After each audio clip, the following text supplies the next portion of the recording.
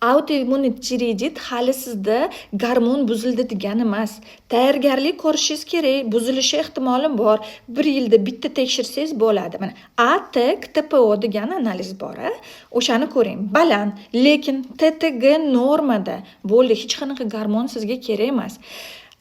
Hattoki sizda tug'um bo'lsa ham kerak emas, siz kuzatasiz uni. Endi yod masalasida sizni shifokoringiz tekshirib, yondosh kasalliklarni bilib, o'shanga qarab aytishi mumkin yoki tavsiya qilmasligi mumkin. No ATKTPO bu sizga gormon ichishim kerak yoki yod ichmasligim kerak yoki ichishim kerak degan mustaqil qanaqadir xulosa bermaydi. TTGingiz normami? Bo'ldi, gormon haqida o'ylamang. Endi исключительно qanaqadir individualniy situatsiyalar bo'ladi. Oldin shunaqa bo'lgan, tug'um bo'lsa, gormoni norma bo'lsa ham gormon berilgan, hozir unaqa emas.